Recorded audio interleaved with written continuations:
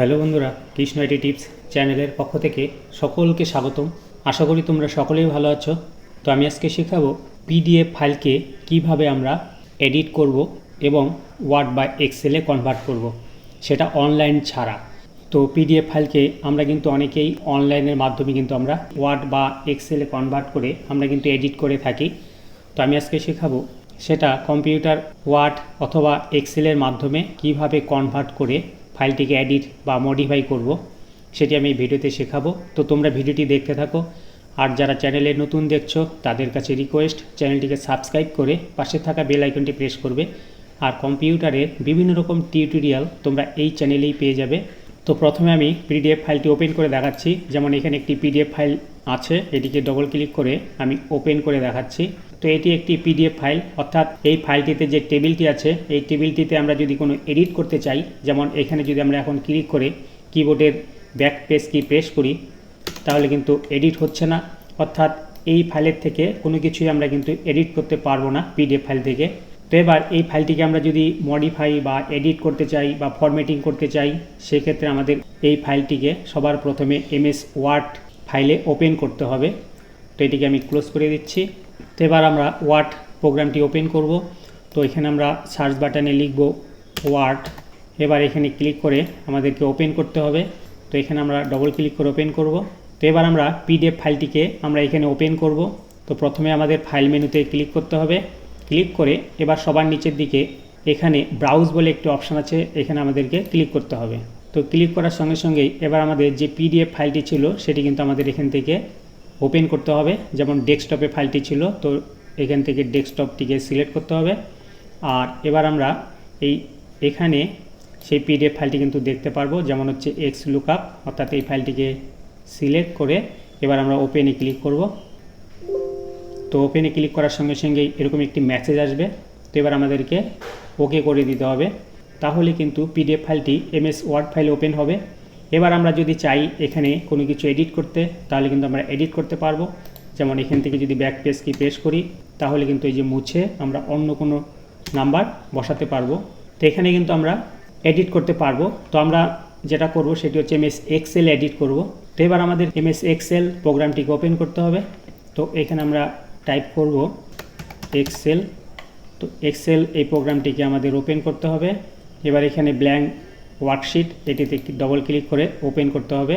তো ওপেন করার পর এটিকে আমরা মিনিমাইজ করে এবার আমাদের এই টেবিলটিকে টোটালটিকে মাউস দিয়ে এভাবে সিলেক্ট করে কিবোর্ড থেকে কন্ট্রোল সি দিয়ে কপি করতে হবে।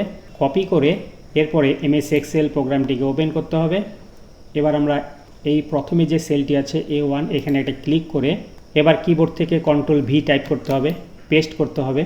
তাহলে টেবিলটি যে ফরম্যাটে ছিল সেম সেই ফরম্যাটে কিন্তু এখানে ওপেন হবে।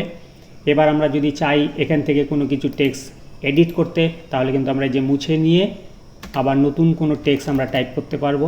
তো এভাবে যে কোনো টেক্সটকে এখান থেকে আমরা এডিট করতে পারবো। কিন্তু আমাদের পিডিএফে যে টেবিল ফরম্যাটে ছিল সেটি কিন্তু এখানেও সেম একই টেবিল ফরম্যাটেই ওপেন হচ্ছে। তো এটা যদি আমরা টেবিল ফরম্যাট বাদ দিয়ে শুধু টেক্সটকে ওপেন করতে চাই, সেক্ষেত্রে আমাদের একটু অন্যভাবে করতে হবে। তো আমি এটিকে ডিলিট করে দিচ্ছি। এবার আমরা এটিকে মিনিমাইজ করে দিয়ে এবার সেম আমরা এটিকে প্রথমে কপি করে নিব কন্ট্রোল সি দিয়ে। এরপরে এক্সেল শিটটি ওপেন করতে হবে। ওপেন করে এবার আমরা এই প্রথমে যে সেলটি আছে এটিকে রাইট ক্লিক করব। এবার আমরা ডাইরেক্ট পেস্ট না করে পেস্ট স্পেশাল এখানে ক্লিক করব। তো এখানে ক্লিক করলে এরকম একটি পেস্ট স্পেশাল উইন্ডো ওপেন হবে। তো এখান থেকে আমাদের এই টেক্সট অপশানটিকে সিলেক্ট করে এরপরে ওকে অপশানে ক্লিক করতে হবে, তাহলে কিন্তু আমাদের টেক্সট ফরম্যাটে ওপেন হবে। তো এখানে কিন্তু কোনো টেবিলের বর্ডার এখানে আসেনি, শুধু টেক্সটগুলো কপি হয়েছে। তো এরপরে আমরা এই টোটাল টেক্সটগুলোকে এভাবে সিলেক্ট করে আমরা যদি হোম মেনু থেকে এখান থেকে যদি আমরা অল বর্ডারে ক্লিক করি, তাহলে কিন্তু আমাদের এখন বর্ডার তৈরি হবে। অর্থাৎ আমাদের মতো করে আমরা বর্ডার তৈরি করতে পারবো। এরপরে আমরা যদি সেন্টারে ক্লিক করি, অর্থাৎ টেক্সটগুলো কিন্তু সেলের সেন্টারে আসবে।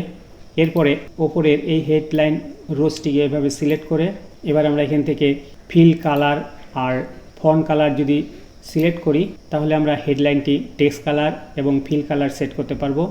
এরপরে এই ওপরের যে সেলটি আছে এটিকে আমরা এইভাবে সিলেক্ট করে মার্জ অ্যান্ড সেন্টার এখানে ক্লিক করব, তাহলে কিন্তু টেক্সটটি সেন্টারে আসবে। এরপর টেক্সটটিকে বড় করতে হলে গ্রো ফন্টে এখানে ক্লিক করতে হবে, তাহলে টেক্সটটি আমরা বড় করতে পারবো। এরপরে বোল্ড করে দিতে পারবো। আর যদি কালার দিতে চাই তাহলে এখান থেকে আমরা যে কোনো একটি কালার সিলেক্ট করতে পারবো। তাহলে আমরা কিন্তু খুব সহজেই এই ফরম্যাটটিকে আমরা এডিট বা মডিফাই করতে পারবো। এবার যদি আমরা কোনো টেক্সট এখান থেকে ডিলিট করতে চাই তাহলে ডিলিট করে নতুন কোনো টেক্সট টাইপ করতে পারবো। এবার আমরা যদি এটিকে সেভ করি এক্সেল ফাইলে, তাহলে ফাইল মেনুতে ক্লিক করতে হবে, সেভ অ্যাসে ক্লিক করতে হবে। এরপরে ডেস্কটপে সিলেক্ট করে এবার আমরা যে কোনো একটি নাম টাইপ করব, যেমন এডিট ডকুমেন্ট। এরপরে সেভে যদি ক্লিক করি তাহলে কিন্তু ফাইলটি সেভ হবে। অর্থাৎ এটিকে যদি আমরা ক্লোজ করে দেই, এটি পিডিএফ ছিল, এটিকেও ক্লোজ করে দিচ্ছি। এবার আমাদের যে এডিট ফাইলটি সেটি ওপেন করে দেখাচ্ছি। তো এখানে যদি ডবল ক্লিক করি তো ফাইলটি ওপেন হচ্ছে। এটি কিন্তু আমাদের এডিট ফাইল। আর আমাদের যে আগে পিডিএফ ফাইলটি ছিল সেটি কিন্তু এই ফাইলটি, এটিকে ডবল ক্লিক করে ওপেন করে দেখাচ্ছি। এটি হচ্ছে পিডিএফ ফাইল। অর্থাৎ আমরা পিডিএফ ফাইল থেকে আমরা এক্সেল ফাইলে কনভার্ট করে সেটিকে আমরা খুব সহজেই আমাদের মতো করে আমরা এডিট করতে পারবো। তো ভিডিওটি ভালো লাগলে অবশ্যই একটি লাইক কমেন্ট করবে। আর পরবর্তী ভিডিও পাওয়ার জন্য চ্যানেলটিকে সাবস্ক্রাইব করে পাশে থাকা বেল আইকনটি প্রেস করবে। তো তোমরা সবাই খুব ভালো থেকো। Thank you.